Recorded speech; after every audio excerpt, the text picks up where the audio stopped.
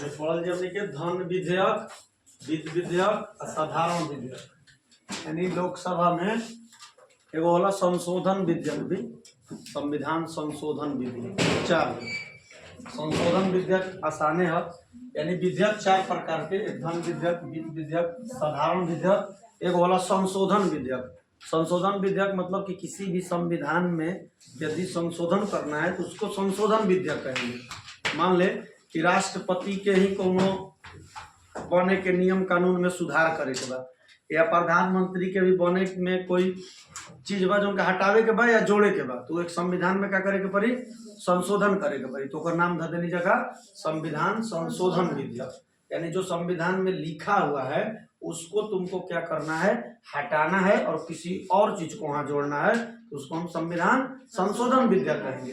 लेकिन ई तीन प्रकार के विधेयक सबने के मान ले देखल जी। साधारण विधेयक, साधारण विधेयक से ही पता चलता कि एक साधारण बात हमने का अनुच्छेद 107 पढ़ना है। अनुच्छेद 107 के तहत तुम कोई भी विधेयक ले आ सकते हो, संसद में तुम विधेयक ले आ सकते हो, बिल ले आ सकते हो। तो उसी में एक साधारण विधेयक की भी चर्चा है। साधारण विधेयक मतलब किसी भी सदन में ला सकता है, चाहे लोकसभा में या राज्यसभा, लोकसभा या राज्यसभा किसी भी सदन में साधारण विधेयक आ सकता है, किसी की अनुमति की जरूरत नहीं है। इसके लिए संयुक्त अधिवेशन जौन जौन में लोकसभा और राज्यसभा में वो विधेयक जाई, उनमें संयुक्त अधिवेशन हर हाल में रही। काहे कि कबो ना कबो कोनो कोनो विचार मिली है ना, तो ज्यादातर होला कि संयुक्त अधिवेशन उहे में होला जौन बिल, जौन विधेयक लोकसभा और राज्यसभा दोनों में जाला, तो ओकरा में संयुक्त अधिवेशन बोलावल जी। राष्ट्रपति जब संयुक्त अधिवेशन हुई तो या तो बिल पास करी या ओकरा पर वीटो लगाई। बहुत पर तीन प्रकार के प्रक्रिया होला, बतैला ही कौन अनुच्छेद में 111 में, अनुच्छेद 111 के तहत ओकरा तीन प्रकार से कुछ भी कर सकेला। तेमे राष्ट्रपति पुनः विचार खातिर भी वापस ओकरा भेज सकेला।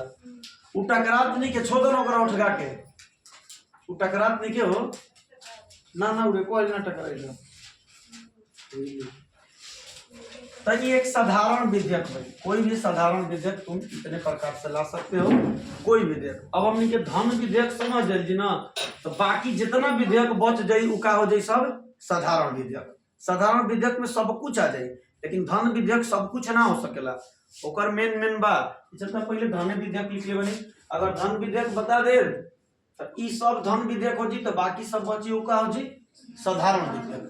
धन विधेयक होई, फिर ओकरा बाद वित्त विधेयक होई, तो अपना माने हो जी साधारण विधेयक।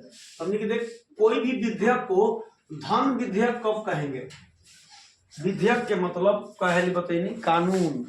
कोई भी देश में कानून बनावे के बाद या कोई भी नियम लावे के बाद तो ओकरा खातिर संसद में एक विधेयक लेके जाए के पड़ेला। मतलब तोहरा मन में बा, जिससे अभी तत्काल राघव चड्ढा आम आदमी पार्टी के सांसद रहे, जो बहुत ऐसा मुद्दा संसद में उठावत रहे जो एक आम आदमी के जीवन में रोज घटता, जिसे वो एक आम आदमी के समझ में भी आवत रहे। जिसे वो मुद्दा एगो उठावत रहे कि डेटा रोज हमनी के मिलता, डाटा मतलब जो मोबाइल पर पैसा तब कंपनी वाला पूरा लेता कि 299 के रिचार्ज करावा हम 1.5 GB दे, लेकिन जो 1.5 GB एक दिन में देता, यानी 12 बजे रात के बाद तू जितना यूज कैल उ जौन बच गई वो समाप्त हो जाला, वो काल उजोड़ाला थोड़े। तो ई आम आदमी पार्टी के राघव चड्ढा संसद में नियम पास करावल चाहत रहे कि जनता को कंपनी वाले इस बात के लिए मूर्ख बना रहे हैं और जनता के मेहनत का कमीनी का पैसा है, तो डाटा जो है और 1.5 GB आज हमको तबीयत खराब है या कोई काम है, आज हम काम नहीं करना चाहते हैं, तो हमारा वो बचा हुआ डाटा अगले दिन ऐड कर दे, क्योंकि हमने उसको पूरा पैसा दिया है। लेकिन अब कुछ संसद में बिल पास, खाली बिल आए विधेयक, लेकिन वो पास अभी भइल नहीं के, तब तक से राघव चड्ढा कहीं हटावे लगला सन कि भैया फालतू बात बतिया होता है।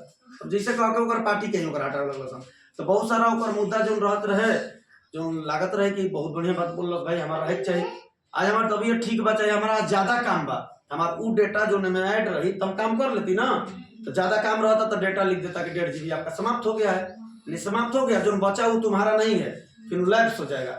यानी नाप जोख के काम करो कि रोज उतने हो रहा हो। तो ये सब विधेयक हो, ये सब विधेयक आवेला का संसद में, ये पारित हो जी तो कंपनी वाला मानी, समझ में आता, तो कंपनी भी अपन में पूछ प्रोडक्ट खातिर रखी। तो हम बताओ चाहते नहीं कि विधेयक का बाकी तुनी के लागत सुन सुन के सब का बतावत नहीं खातिर, ठीक ना। तो अब लागी कि धन विधेयक बताओ तुम। तो विधेयक एक कानून है, एजे हम कोनो कानून लगाई नियम लगाई तो ओकरा विधेयक कहल जी। धन, धन मतलब पैसा, जौन में पैसा के बात आई ओकरा हमनी के समझल जी धन विधेयक। धन विधेयक के हम कुछ 4-5 गो नियम लिख ले बनी। इसका निर्णय लोकसभा का अध्यक्ष लेता है कि कोई विधेयक धन विधेयक है कि नहीं है, वह लोकसभा का अध्यक्ष निर्णय ली कि विधेयक के हम का कहब धन विधेयक। तो पहले वो विधेयक आई लोकसभा के मिली तो लोकसभा ओकरा पढ़ी, जो ही ओकरा वो 3 प्रकार के कोनो चीज लोकल तो ओकरा वही घोषित कर दी कि संसद भाई लोग ये लोकसभा में लाने लायक बिल है, आप इसे धन विधेयक कह सकते हैं। तो सीधे वो कहा जी लोकसभा में। राज्यसभा में ओकर कोई वैसा महत्व ही ना रह जी। जैसे में टैक्स, अगर देश में कोनो चीज पर टैक्स बढ़ावे के बाद या घटावे के बाद या टैक्स पूरा तरह खत्म करे के बाद, ये अपना से डायरेक्शन दिलाई हमरा याद रहे खातिर कि ऊपर में टैक्स बढ़ जाए, नीचे में टैक्स घटा भी सकेला, टैक्स साफा हटा भी सकेला। जिससे टैक्स के मतलब का हर साल का सरकार बजट में टैक्स निर्धारण करेला। जिसे एक बार हम तुनी के पढ़ाओ तो कब 10 में कबो को चर्चा करें ना कि अभी हमनी के स्लैब चलता, एक कहल जाता कि ये पहले हम जब नौकरी में जाते रही तो 2.5 लाख स्लैब रहे, और हमारे 2.5 लाख साल में हो ना पावत रहे कि अगर साल में कोई व्यक्ति 2.5 लाख रुपया के नीचे तक कमाई तो सरकार के 1 भी रुपया टैक्स ना दी। लेकिन अगर वो 2.5 लाख से ऊपर कमाई तो सरकार के टैक्स दी अलग अलग प्रकार के। जिसे 2.5 लाख से रहे 5 लाख के बीच में 5%, कोई 5 लाख से 10 लाख के बीच में कमाता तो 10%, ऐसा प्रकार के वो टैक्स बना रहे। कोई करोड़ों रुपया कमाई तो 20% के टैक्स दी। जैसे करोड़पति में ना सुन लो बसन कि कौन बनेगा करोड़पति में, कोई 1 करोड़ जीतेला तो घरे 70 की 80 लाख रुपया लावेला, बाकी वो 20 लाख तो का हो जाला टैक्स के मतलब चल जाला। तो एक प्रकार के जो भी टैक्स आई यानी टैक्स के बात हुई, यानी टैक्स बढ़ावल जाए, टैक्स घटावल जाए, टैक्स रद्द कई जी तो हम समझ जाए लोकसभा अध्यक्ष की कैसा विधेयक है, धन विधेयक है। और यह धन विधेयक कहाँ आएगा, लोकसभा में आएगा। बात समझ में आओ कैसन टैक्स ना कि स्लैब होला प्रेजेंट में शायद स्लैब बढ़ा के 7 लाख की 12 लाख कर देवल गिल बा ओकर।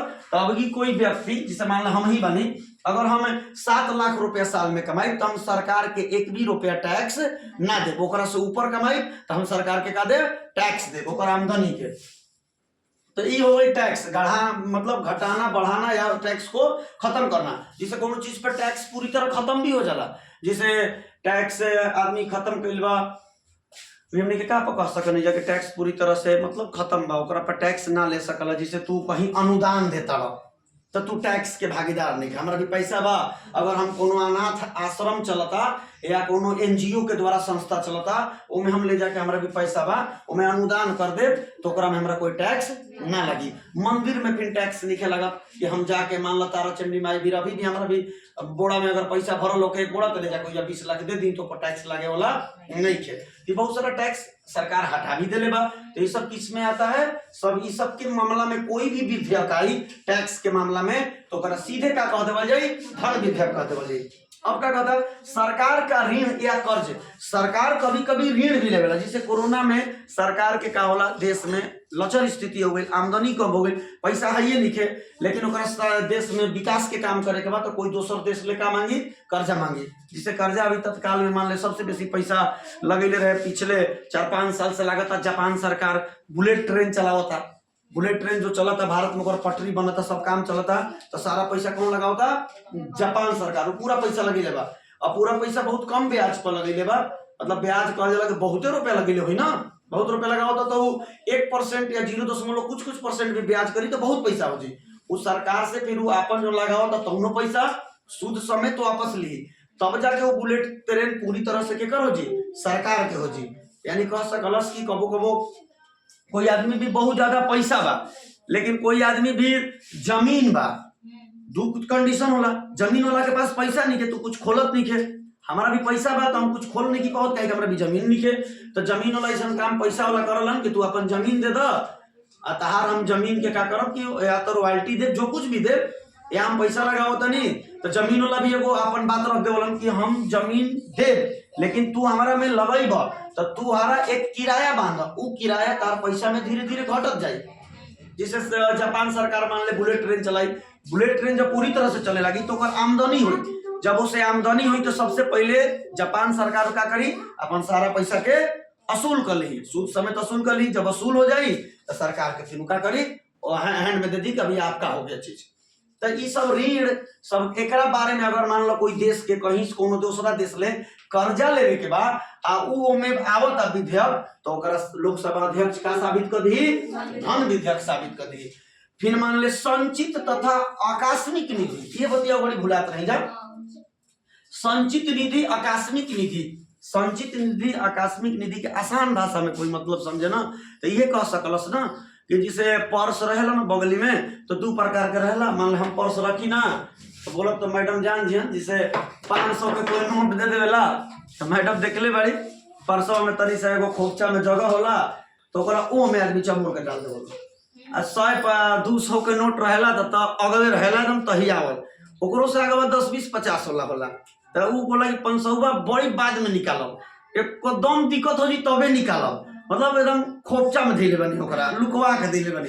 तो आकस्मिक निधि ओकरे कह सकलस खोपचा निधि, मतलब बहुत तो हमें धैले बनी अपन 500 लुकवा के धैले बनी, वैसे परिस्थिति होई तो निकालब।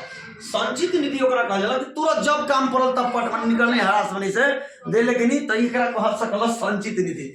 आकस्मिक निधि नाम से ही लगता आकस्मिक निधि, बहुत मतलब जतन से दिले बनी, एकरा बड़ी मुश्किल स्थिति में ही निकालब। हम बतैले कोई के नहीं कि केने 500 बा बहुत सारा कागज बा वो बीच में बा फाड़ के देखी तो कागजवा में मिल जाए। तो मैडम पूछली कि हेने का संशोधन करते हैं का तो ना ही वो आकस्मिक निधि है, समझ में आता है। संचित निधि देखता है जो पैसा रखनी तो समझाऊं मैं काम नहीं, अब नहीं क्या बुझा जी कि संचित निधि का ये आकस्मिक निधि हम 1 रुपया रखे वो रखे यहाँ से यहाँ कैसे आतेला ई तो कौन निधि हो जी, ई जूली निधि हो जी ना जूली निधि के मतलब देख हमरा सिक्का मिल रहा 5-5 को हम कहीं कहीं रखी ना हमरा याद रहेला। अगर इतना खुला रखे अगर इतना बढ़ गया इतनी से बढ़ गया चैनवा इतना खुला रहे ये सब ठीक है। ये छोटा छोटा ओकरा इंग्लिश में ऑब्जर्व करे वाला चीज है। अब कोई हम अपन किताब को भी रखी तो याद रहेला खुला तो बेसी खुला कैसे रह गया। अच्छा हमनी के संचित निधि पढ़ा जाओ कहानी सीखा के बात की जाओ, ठीक भैया देखे जाओ अब समझ में होता कि 3 अगर संचित निधि से कोई पैसा निकाले के बाद या संचित निधि में कुछ पैसा डाले के बाद अगर ई मामला में तू कोनो विधेयक लाई चाहता जे वही वो विधेयक पर रही तो लोकसभा अध्यक्ष ओकरा का कही कि धन विधेयक हो। ई कौन विधेयक हो? धन विधेयक, यानी कोनो प्रकार के टैक्स के बारे में ले आवा या सरकार के से कोनो दोसर देश ले ऋण लेवे के बाद ऋण लेवे देवे वाला बात रही तो का रही धन विधेयक के बात रही। संचित निधि से पैसा डालना या निकालने की आकस्मिक निधि से बात हो तो वैसी परिस्थिति में क्या होगी? धन विधेयक होगी। तब कहल जाता कि काहे के करा धन विधेयक कहता है टैक्स घटावे बढ़ावे के बाद या खत्म करे के बाद तो तोरा ऐसा का दिक्कत होता है? तू साधारण विधेयक करके काम कर देते के तोरा बोले जाए। एकरा धन विधेयक यही खातिर कहता कि धन विधेयक को तुम पहले राष्ट्रपति की अनुमति से लाते हो। एक आदमी तो पहले ही हट गिलन कि अब ई आदमी एकरा में अड़चन ना डली हम कि अगर हम कोनो देश ले हमारी स्थिति खराब बा, अगर हम जापान से ऋण ले तानी तो राष्ट्रपति तो पहले ही कहलन कि धन विधेयक तो रोकलन ना ओकरा से पूछिए के ले आओ तनी।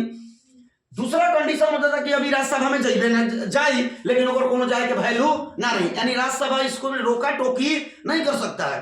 अब बताओ कि कोनो चीज देश के परिस्थिति खराब बा हम ओकरा बढ़िया करे खातिर यदि कोई से पैसा लेता नहीं तो एगो तो बैठल बा तो रोक टोक तो लगेबे करी तबे करी ले तारा बुड़ जाई तब देश आउ बिला जाई तब घर ही 5 गो अगर आदमी हो खस आ 5 के सहमति से कोनो काम करो कि हर काम 5 के सहमति चाहिए तो काम ना होई। आ खास करके कोई से पैसा लेके वो काम करे के बाद तो वो तो एकदम ना होई। ओकरा खातिर तो तारा धन विधेयक बने के पड़ी ना।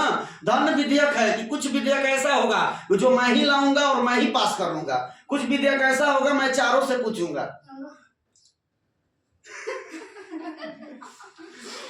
संसद में भी वो विधेयक बा तो घरों में वो विधेयक रहेला कि कुछ विधेयक बा हम ना उठैला के बाद कट के चल जी वो भूलन जी फोन करता कौन परिस्थिति में करता पता ना।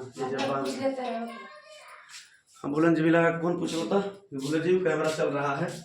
भूलन जी पूछो फूफा के ओकरा आज का या फूफा निकाल है लगा लो बुलंद जी पर का रही तो देख इहे खातिर एकरा का कहल जाता धन विधेयक बनावल गेल कि कुछ चीज ऐसा बा जेकरा पर रोका टोकी ना आवे, एकदम जरूरत बा आओ हम तुरंत का हो जी पास हो जी।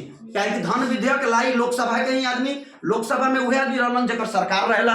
आ सरकार जब कोनो चीज लाइल बा आ जब लोकसभा अध्यक्ष कह देलस कि धन विधेयक ले आवे के हम कहत नहीं धन विधेयक लइबे तो हमरे ना कहे के बा। लोकसभा अध्यक्ष साबित कर देलस कि वो धन विधेयक है। जब साबित कर देलस तू आई कहां लोकसभा में। हाँ बोले जी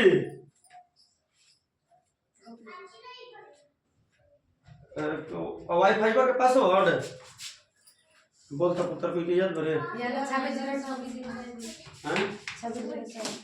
6 कुछ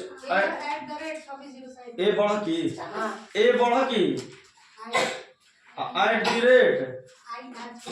अच्छा ए आई बढ़ की ए व्हाट्सएप कर दो कर दे बोले जी हमको लगा कुछ और बतियाना है तो दे दिए मोबाइल ठीक दे रहे व्हाट्सएप कर देख का तो अभी कहला है यार पूरा सिस्टम खराब हो जते यार। ये जते कैमरा पर हम ना पढ़ाई घरों के बात हो जी वो सुनो जा तू नहीं जा देख यार ये तो धन विधेयक में पूरा धन के बात होत रहे कि हम ही बतावत रही कि ओकरा धन विधेयक में काहे कहल जाला। एमे जितना चीज होता उ सब मान ले संचित निधि से पैसा तत्काल निकाल के कहीं बाढ़ आइल बा, कोरोना में कोनो राज्य के ज्यादा दिक्कत बा ओजा पैसा देवे के बा और साधारण विधेयक के तहत ले आई तो पहले लोकसभा में पास कराई फिर राज्यसभा में पास कराई फिर राष्ट्रपति से पूछब पेच लगा दिया तब तक सोने आदमी मर हो रहा ना हो रहा जी। हाँ इहे खातिर एकरा का कहल गइल धन विधेयक। धन विधेयक जब लोकसभा अध्यक्ष कह दी एकरा तो सिर्फ कहां आएगा लोकसभा में और राष्ट्रपति पुनः विचार के लिए राष्ट्रपति पुनः विचार के लिए उसे लौटा नहीं सकता है, यानी फिक्स हो गया पैसा जहां जरूरत बाउजा जाए। लोकसभा में प्रस्तुत किया जाता है, राज्यसभा इसे 14 दिन में माने तो माने ना माने तो क्या समझा जाएगा लागू है जरूरत बा। पहले ही हमको अकेले बने कि धन विधेयक साधारण ना आगे तारों से जाए गुंकों से पास कराई तब जन से पास कराओ करो। संयुक्त अधिवेशन नहीं बुलाया जाएगा कि तू नहीं को बताओ मिल के फिर बतियावल जी ना बतियावल जी, मैं ही लोकसभा मैं ही शासन हूँ कानून लागू हो जाएगा। अब देख समझ में आवत हुई कि धन विधेयक के काहे जरूरी बा। धन विधेयक एकदम जरूरी बा काहे कि विकट परिस्थिति में आवता है परिस्थिति में जा ए सभा वो सभा जाए आवे के बात नहीं के कुछ बुझा कर तनी तनी ऐसे सुनत रहा सब ना तो फिर धीरे धीरे बुझाई। हमनियों को सुनत आज बुझाता ना तो पहले हम सुनते धन विधेयक पूछो ना अनुच्छेद 110 मार के चल जाते रह जा हमरा तो ये नहीं पता चलो कि अनुच्छेद 109 के तहत मतलब धन विधेयक को कहा जाता है ना। तो धन विधेयक से सवाल होते अनुच्छेद 110 मार के चुपचाप रहा कबो सही होते रहे कबो गलतियों हो जाते रहे लेकिन 110 से खाली रहते रहे। अब 109 ये सब रहे तब तो बहुत सारा सवाल होता छोट मोट परीक्षा में तो ये रही। अब देख हमनी के समझल जी वित्त विधेयक का खैर अनुच्छेद 117 में तो नहीं लिखे जा मुझे जल्दी तो बेटा ही संचित निधि से पैसा राष्ट्रपति से निकाल संचित निधि से पैसा राष्ट्रपति के अंतिम अनुदान साइन कर दी तो निकलिए जी। लेकिन मान ले संचित निधि से पैसा एक लोकसभा के आदमी के निकाले के बाद कोनो काम खातिर तो राष्ट्रपति कब साइन करेला कहेला पहले लोकसभा में पास करा के लाओ फिर राज्यसभा में पास कराओ तब हम साइन करो। अभी तोरा देखे को साधारण उपाय बता देने आज अगर तोर नौकरी हो जाए आज जैसे हमारा नौकरी लागल रहे तो हमारा एक लाइन में ज्वाइनिंग लेटर पर लिखा रहे आप चरित्र प्रमाण पत्र बनवा के लाए जिसमें पुलिस अधीक्षक का हो एसपी कोठी जरा आम भाषा में कहबे तो हम उठनी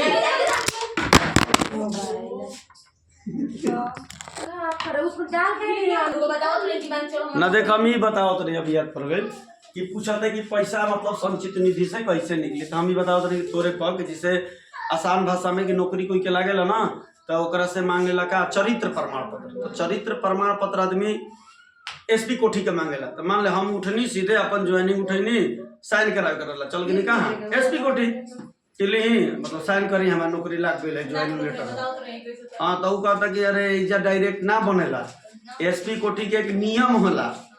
अब बात समझो थे बीच संचित निधि से ठीक बा पैसा निकाल सकेला लेकिन ओकर एक नियम बा तो हमरा क्लास के जाओ अनुमंडल से साइन करा केला फिर आदमी गई अनुमंडल में मान ले SDM बैठल में कोई के मिलेला कि साइन करके जिम्मेवारी, कहता कि पहले हम साइन कब करेंगे, जब BO करेंगे, BDO साहब कहाँ ब्लॉक में, मतलब BO CO से जाके साइन कराओ, हो जाएंगे। कहता हम कैसे साइन कर दे, तू कैसा आदमी है, ताकि तुम्हारा थाना से पूछ के आओ, अपना थाना के साइन करा के आओ। अब हम सीधे SP भी चल गई रही, जय घुमा हमारा कहाँ दिन भर में बेदल, मतलब दिन हमारा बीत गई दिन ऐसा ही पता करे में कि साइन चालू कहाँ से हुई, अब हमारा कहीं साइन नहीं के होते। हाँ तभी तो वही थाना में गई तो थाना कहते हम तो मुंह पर लिखल बा कंचनपुर के तो सब अथी हो, सब पहाड़ में गिट्टी फोड़ल सन निकल सन, कंचनपुर पर कैसे रहेला ना किला हमारा पर मुफसिल थाना सासाराम। तो फिर हम वापस चकुदार भी जाओ, चकुदार भी गई नहीं लेरुआ रहे तब और ठेपा मरलस, मतलब ठेपा मार के लिख दलस, साबित कर दलस कि पर कोई केस उस, तब थाना लिखलस, तब ब्लॉक लिखलस, तब SDM साहब लिखलस, तब हम गई नहीं कहाँ वहाँ, इतना लंबा प्रोसेस हो गई। तब भले ही कहा जाता संचित निधि से कोई के पैसा निकाले के बाद तो लोकसभा राज्यसभा में बिल पास कराई, तब जाके फिर राष्ट्रपति की अनुमति के बाद ही पैसा निकाली। लेकिन विकट परिस्थिति में यदि वैसा बा तो राष्ट्रपति का करी एकदम जब जरूरत है बा तो निकालल जाए। चुप रहो ना बाबू, फिर लड़को बोलता है चुप रहो बोल मत। अब देख वित्त विधेयक, धन विधेयक पूरा बढ़िया समझ में आ गई। तो धन विधेयक वित्त विधेयक, धन विधेयक वित्त विधेयक एक है। जिसे धन विधेयक मतलब धन को ले आना, धन ले आवे के बात होता है। वित्त विधेयक में होला कि धन के कहाँ कहाँ खर्चा करब विकास में, एमे ओ पर चर्चा करी। धन विधेयक से धन आ गए अगर हमरा भी, तो हम धन कैसे कैसे कहाँ कहाँ खर्चा करब, कौन कौन विकास में खर्चा करब, ये बात है वित्त विधेयक में। वित्त विधेयक भी कहा कि राष्ट्रपति के पूर्व अनुमति से ही आवेला, यानी राष्ट्रपति के बता देवल जी जो में राष्ट्रपति के अनुमति देवल जाए तो लोकसभा से ही प्रारंभ हुई। काहे कि वो धन विधेयक बन के आइले बा लोकसभा से, तो सबसे पहले आयल कहाँ लोकसभा में। लेकिन एजा एगो खाली इतने छूट दे देवल बा वित्त विधेयक के कि ई राज्यसभा में भी जाई, ई राज्यसभा में भी जाई, लेकिन आई पहले लोकसभा में। काहे कि धन आइले बा लोकसभा से, तो लोकसभा में ही न बा, तो अब वो खर्चा करे के जब बेरा आ गई तो राज्यसभा तत्पर बा। ये बात तब हमरो भी रही, काहे कि तो जरूरत होला नहीं कि तू विकास के काम करे खातिर करत ना, तो राज्यसभा का करेला कि राज्यसभा में आएगा, लेकिन इसमें राज्यसभा की शक्ति है, चाहे तो वो पास ना भी करी। जबकि धन विधेयक में क्या रहे, वो पास करो या चाहे ना करो 14 दिन के अंदर अपना मन का हो जी पास हो जाए। लेकिन वित्त विधेयक में राज्यसभा की अनुमति होनी चाहिए। अब जब उनमें अनुमति राज्यसभा से मांगल जाए तो उनमें झंझट हो, या झंझट हुई तो संयुक्त अधिवेशन बुलाया जा सकता है। अब दोनों में ध्यान देवे तो तनी तनी अंतर भेटाई। धन विधेयक में संयुक्त अधिवेशन नहीं बुलाया जाता है, जबकि वित्त विधेयक में संयुक्त अधिवेशन बुलाया जाता है। संयुक्त अधिवेशन इसलिए बुलाया जाता है क्योंकि वो लोकसभा के बाद कहाँ जा रहा है, राज्यसभा में भी वो बिल जा रहा है, वो विधेयक जा रहा है। जब देखबे तो राज्यसभा द्वारा इसे लौटाया जा सकता है, मतलब राज्यसभा इसको पास नहीं भी कर सकता है, तो बिल का हो जी फंस जी, तो फिर बोला के संयुक्त अधिवेशन कर जी। तो वित्त विधेयक भले ही लोकसभा में आवेला, लेकिन एमे राज्यसभा में भी जाई और में शक्ति होला। समझ में आई वित्त विधेयक, धन विधेयक के बाद आई का वित्त विधेयक। अब जितना है तीनों चीज छोड़ दे तो बाकी जितना भी चीज पर विधेयक आवेला, जैसे अभी राघव चड्ढा वाला विधेयक बतावत रही, साधारण विधेयक हो जी। ऐसा कोनो प्रकार के यदि विधेयक आवता तो सारा के नाम का हो जी साधारण विधेयक। अब जो रिचार्ज या डेटा के बात करता या डाटा के, तो जो भी वो चीज बा लागू होको चाहे ना होको तत्काल कौन जरूरी बा, कोई जरूरी नहीं है, तो धन विधेयक में नहीं है। समझल जी, सोचल जी, लोकसभा राज्यसभा में पास की जी, तब जाके वो कानून बनावल जी। तो जितना भी बाकी बच जाला सब कहाँ जाला साधारण विधेयक। उम्मीद करते नहीं बुझाएगा बहुत सन के धन विधेयक वित्त विधेयक तनी मनी, धन विधेयक ही वित्त विधेयक है, बस तनी तनी के अंतर है। धन विधेयक से पैसा आ गई, तो वित्त विधेयक के मतलब फाइनेंशियल, मतलब आप कहाँ कहाँ इसे खर्च कर सकते हैं विकास के काम में। मान ले कहाँ जरूरत बा रोड बने खातिर, कहाँ जरूरत बा मतलब जो भी चीज के जरूरत होके वो सब कहाँ जी वित्त विधेयक में। अनुच्छेद 117 उतार लो तनी तनी कहीं लिख के धन विधेयक वित्त विधेयक। टैक्स वाला लिखल जरूरी बा।